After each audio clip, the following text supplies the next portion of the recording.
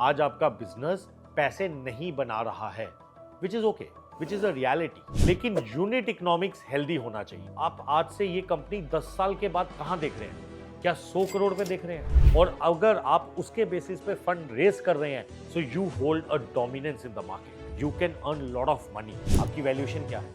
आपकी overhead cost क्या है?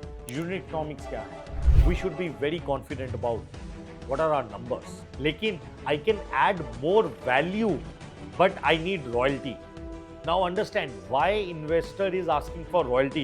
उससे आपकी कंपनी की वैल्यू और प्रिडिक्टेबिलिटी बढ़ जाती है। Hi guys, शार्क टैंक में आपने बहुत सारी ऐसी टर्म्स देखी होंगी शार्क्स को यूज करते हुए जो कई बारी डॉन्टिंग लगती हैं, ओवरवेलमिंग लगती हैं। आपकी वैल्यूएशन क्या है? आपकी ओवरहेड कॉस्ट क्या है? यूनिट इकोनॉमिक्स क्या है? कैश फ्लोज कैसे हैं? बहुत सारे स्टार्टर्स जो अर्ली स्टार्टर्स होते हैं उनको लगता है सर हम तो एक शर्ट की कंपनी है, शर्ट बना रहे हैं, इतना खर्चा होता है, इतना प्रॉफिट होता है, ये सारी चीज़ें नहीं पता है। But to reach to a place where you are pitching in front of sharks, in front of a public media, we should be very confident about what are our numbers, because these are few terms which gives an idea to the market, to the investors, to yourself, that how sustainable your organization is, your business is. Start करते हैं the most commonly asked or known term से, जिसका नाम है valuation. अब valuation होती क्या है? सिंपल भाषा में valuation का मतलब है कि आज अगर आपकी कंपनी कोई खरीदता है या कोई एक रेट लगाता है या कोई बेचता है तो कितने में वो कंपनी बेची जाएगी और खरीदी जाएगी, ये एक वैल्यूएशन का। What is the value of your company is determined by the valuation of your company. So let's assume अगर अमन गुप्ता बोलता है कि मैं आपकी कंपनी में 10% इक्विटी लूंगा, उसके बदले में 1 करोड़ दूंगा, 1 करोड़ डाला और 10% लिया, तो इसका मतलब आपकी कंपनी की वैल्यू 10 करोड़ है। प्री मनी और पोस्ट मनी के हिसाब से अलग होगा, उसकी बात कर लेंगे। सिंपल भाषा में this is what is the value of your company. अब ये डालने के बाद अगर लेट्स अज्यूम आप next day someone buys your company at 1 crore rupees, इसको कितना मिला? 10% उसको शेयर मिल जाएगा, क्योंकि आपकी कंपनी की वैल्यू 10 करोड़ है। ये वैल्यूएशन होती है, ठीक है। नेक्स्ट बात करते हैं इक्विटी। बहुत बार यार शार्क्स ने आपको ये सुनते हुए आपने देखा होगा फाउंडर्स कितनी इक्विटी होल्ड करते हैं। इसका मतलब क्या होता है? इसका मतलब ये होता है कि मान लीजिए अगर कंपनी में 100 शेयर्स हैं, 100%, फाउंडर्स के पास कितने शेयर्स हैं, कितने परसेंटेज ऑफ इक्विटी है। सो जब आप न्यू फाउंडर्स हैं, मान लीजिए आप 2 फाउंडर्स हैं और इक्वल आपकी पार्टिसिपेशन है, तो founder A, founder B 50-50% equity hold करता है, which means you actually have put in 50 rupees each to register your company and आपकी कंपनी की वैल्यू 100 रुपीज़ है और आप 50% शेयर मिल रहे हैं। अब लेट्स अज्यूम एक नया इन्वेस्टर आता है। मान लीजिए हमने पिछले एग्जाम्पल में, वैल्यूएशन के एग्जाम्पल में हमने ये देखा कि अमन गुप्ता को आपकी कंपनी में कितना परसेंटेज होल्ड करता है? 10% होल्ड करता है। लेकिन अभी तक फाउंडर्स 50-50 होल्ड कर रहे थे, तो किसी का भी सम 100% से ऊपर तो जाएगा नहीं। अब होगा क्या? दोनों फाउंडर्स अपने इक्विटी डाइल्यूट करेंगे। इसे क्या बोलते हैं? Third term, dilution. आप अपना इक्विटी डाइल्यूट करते हैं एक न्यू इनकमिंग इन्वेस्टर को आने के लिए, उसको 10% मिलेगा, तो दोनों इक्विटी होल्डर से 10% कम हो जाएगा, विच मीन्स फाउंडर ए का 50% था, 10% कम हुआ, 50 minus 10% of 50% is 45%, founder B 45%, now new investor who is Aman Gupta 10%. This is now the new equity pattern या शेयर होल्डिंग पैटर्न बोलते हैं on your cap table. Again sharks आपसे पूछते हैं, now this is a term number 4। हमने बात की valuation, equity, dilution. Term number 4 is cap table. How does your cap table look like? Now our cap table look like 45% equity is owned by founder A, 45% equity is owned by founder B and 10% is owned by investor Aman Gupta. This is how my cap table looks like. So ये 4th term है. Now 5th term, बहुत बारी आपने देखा होगा sharks बोलते हैं यार मुझे अच्छा लग रहा है, मैं कुछ इक्विटी भी इन्वेस्ट करूंगा आप में, लेकिन I can add more value, but I need royalty. Now understand why investor is asking for royalty, because he or she knows कि उसकी वैल्यू, क्योंकि वो एक इन्फ्लुएंसर है या उसकी कंपनी इतनी बड़ी है कि वो एक्चुअली में वैल्यू ऐड कर सकते हैं आपके बिजनेस को ग्रो करने में।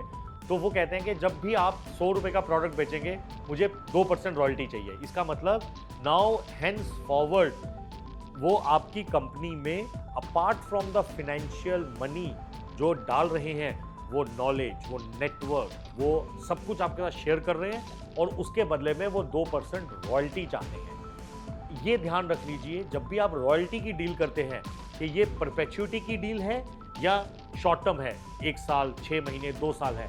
क्योंकि लेट्स अज्यूम अगर आज तो आप 5 लाख का धंधा कर रहे हैं और मान लीजिए आपका प्लान है कि आप 1 करोड़ करना चाहते हैं, तो आपने कहा ठीक है यार 95 लाख अगर कोई मुझे हेल्प कर रहा है लाने को और मुझे उसे 5% इक्विटी रॉयल्टी देनी भी है तो कोई फ़र्क नहीं पड़ता। लेकिन just take a step back, आप आज से ये कंपनी 10 साल के बाद कहाँ देख रहे हैं? क्या 100 करोड़ पे देख रहे हैं, क्या 1000 करोड़ पे देख रहे हैं, या 2 करोड़ पे देख रहे हैं? लेट्स अज्यूम अगर आज से 5 साल बाद आप 2 करोड़ पे ही देख रहे हैं और आज 5 लाख हैं, तो ठीक है 2 करोड़ पे 5% कितना होता है? लगभग 10 लाख रुपए दे दीजिए आप। किसी ने आपको मदद की, अगले 5 साल तक हेल्प किया as an advisor, as a mentor, as an influencer, as an ambassador, तो आप उसे 10 लाख रुपए दे रहे हैं, कोई फर्क नहीं पड़ता। लेकिन यही कंपनी आपकी अगर 1000 करोड़ की हो रही है और आप उसको 5% दे रहे हैं, now this is 50 crore, lot of money on the table. So you have to be very clear in which scenario and till what time do you want to give royalty. Okay. The other thing which a lot of scientific or the innovative startups come and they say कि we have applied for patents. हमने India में patent apply किया हुआ है, हमने US में patent apply किया हुआ है अभी, और कई ऐसे आके भी बोलती हैं कि हमें पेटेंट मिल चुका है। उसकी वैल्यू होती है। अगर आपको पेटेंट मिला है, कई बार पेटेंट प्रोडक्ट पे मिलता है, डिज़ाइन पे मिलता है, पैकेजिंग में मिलता है, इन सम सिनेरियोज प्रोसेस पे भी मिलता है, which means you are the only company in India. और लेट्स से अगर आप बाहर की कंट्रीज में जाके पेटेंट अप्लाई कर रहे हैं तो उस पर्टिकुलर कंट्री में कि अब ये प्रोडक्ट, ये डिज़ाइन, ये प्रोसेस सिर्फ आप ही यूज़ कर सकते हैं। और अगर आप उसके बेसिस पे फंड रेज कर रहे हैं, so you hold a dominance in the market, which means now based on your strengths of distribution, logistics, GTM, if you can capitalize on your patented product / process, you can earn a lot of money. So founders have to tell कि are you in the process of applying a patent or have you applied for the patent, और in most of the cases शायद अगर normal product है तो आपको patent की ज़रूरत नहीं होगी, किसी और ने ऑलरेडी पेटेंट अप्लाई किया होगा।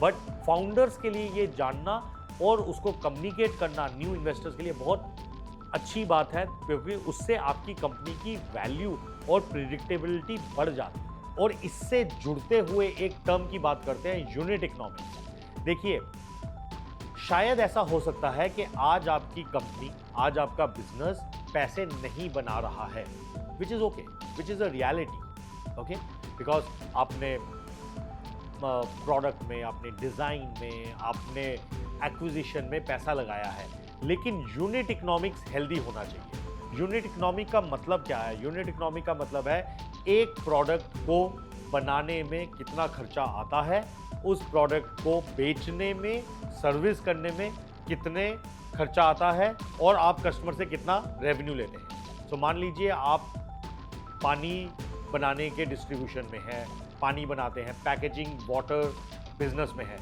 लेट्स अज्यूम 2 रुपये का पानी आता है, 2 रुपये की बॉटल पैकेजिंग आती है, 4 रुपये का सेल्स, मार्केटिंग, डिस्ट्रीब्यूशन का खर्चा आता है, 2 रुपये की ऐड आती है, टोटल 2 + 2 + 4 + 2 10 रुपये का खर्चा आता है, और आप 20 रुपये मार्केट में कस्टमर से लेते हैं। ठीक है, आपका एक ही मॉडल है विच इज़ B2C। आपको याद होगा हमने B2B भी बात की थी, B2C भी बात की थी। अभी मान के चलते हैं कि आपका बिजनेस मॉडल B2C ही है। 10 रुपये लगे बनाने में, 20 रुपये कस्टमर से आए, तो आपका unit economics positive, healthy positive business. 20 रुपये - 10 रुपये, 10 रुपये आप हर बॉटल पे कमाते हैं। लेकिन न्यू कंपनी है, आप लूज कर रहे हैं। क्योंकि लूज क्यों कर रहे हैं? आपने ऑफिस लिया हुआ है, आपके यहाँ पे इंप्लॉयज काम कर रहे हैं, कॉरपोरेट लोग काम कर रहे हैं, आपके डिजाइनर हैं, आपके प्रोडक्ट के लोग हैं, आपके टेक के लोग हैं, जिनकी कॉस्ट अभी आपने बिल्ट इन नहीं की है। क्योंकि आपको पूछा जाता होगा what is your corporate cost और व्हाट आर योर ओवरहेड्स। ये जानना बहुत जरूरी है। ओवरहेड क्या होते हैं? ओवरहेड यूनिट इकोनॉमिक्स के बाहर कितना पीपल लगे हैं कंपनी में जो कि कंपनी को चला रहे हैं, उसे ओवरहेड बोलते हैं। तो company unit economic wise positive है लेकिन कैश फ्लो वाइज नेगेटिव है। क्योंकि लेट्स अज्यूम अभी आप नया बिजनेस कर रहे हैं, पहला ही महीना हुआ है, आपने 1000 ही पानी की बोतल बेची है, तो 1000 पानी की बोतल बेची होगी और अगर 10 रुपये अगर आप हर बोतल में कमा रहे हैं तो कितना कमा रहे हैं? 10,000 रुपये ही कमा रहे हैं महीने का। 10,000 रुपये में तो कुछ नहीं होगा ना। 10,000 रुपये में तो 4 लोग बैठे हैं, रेंट बैठा है, इलेक्ट्रिसिटी है, इंटरनेट है, शायद आप उस महीने 2 लाख रुपए गवा रहे होंगे। तो यूनिट इकोनॉमिक्स वाइज पॉजिटिव है, कैश फ्लो वाइज नेगेटिव है because of your overhead cost. Now when you pitch to the sharks you have to show them the path कि ये मेरी जो ओवरहेड कॉस्ट है ना, ये ज़्यादा नहीं बढ़ती है और ये नॉर्मल भी है। अगर आप 100 बॉटल बेचें या 1 लाख बॉटल बेचें, अब ऐसा तो नहीं है ना कि हर बारी आपको नया ऑफिस लेना पड़ेगा, नए टेक के लोग लेने पड़ेंगे, नए इन्फ्लुएंसर लेने पड़ेंगे, वो तो एक फिक्स्ड कॉस्ट है। Now your unit economics should be able to cover the cost of your corporate people. That is where the plan, the growth, the projection, the business plan come into the picture to say कि हाँ यार आज ये पैसा गवा रही है लेकिन इस कंपनी में दम है कि ये कंपनी कैश फ्लो पॉजिटिव हो सकती है। अगर हम फाउंडर्स के पर्सपेक्टिव से सोचें, फाउंडर्स एबिटा, मार्जिन, पेटेंट्स की बात करता है। अगर हम बिजनेस की सस्टेनेबिलिटी के बारे में सोचें तो उसके लिए कैश फ्लो बहुत इंपॉर्टेंट है। The founder should know when will they be cash flow positive. और अगर हम इन्वेस्टर्स के पर्सपेक्टिव से सोचें, उनको सबसे इंपॉर्टेंट होता है कि इस कंपनी में ग्रोथ, इस कंपनी की वैल्यूएशन और उसमें कितना इक्विटी आप होल्ड करते हैं। यही 7-8 टर्म्स होती हैं जो लार्जली यूज की जाती हैं। बस मैं सिर्फ एक ही बात पे एंड करूंगा। बहुत बारी फाउंडर्स और इन्वेस्टर्स एक इक्विटी की परसेंटेज पे आके स्टक कर जाते हैं। वो बोलते हैं कि यार मैं 10% नहीं, मैं 20% लूंगा। फाउंडर बोलता है मैं आपको 10% दूंगा। इसका कोई अल्टीमेटली आफ्टर सर्टेन टाइम इसका कोई साइंस और मैथ नहीं है, बिकॉज ये सब की सब नेगोशिएशन एक फ्यूचर, एक पॉजिटिव ब्राइट फ्यूचर को देख के हो रही है। Just keep one thing in mind, holding as a founder, if you hold let's assume 100% of the equity, okay, but you build 5 crore value की कंपनी, तो आपकी कंपनी कितनी हुई? 5 करोड़। लेकिन with new investors coming in with their strength, with their muscle, अगर आपकी company 5 crore से 1000 करोड़ बन जाती है और आप कंपनी में 10% इक्विटी होल्ड करते हैं तो आपकी वैल्यू कितनी हुई? 100 crore. Holding 100% of a small company may be very, very, very less than holding 10% of a very large company. So pick your battles, know what are you building, how large you are building, and I hope all of these terms and their usage help you decide what to see, what to say, how to build your company. All the very best.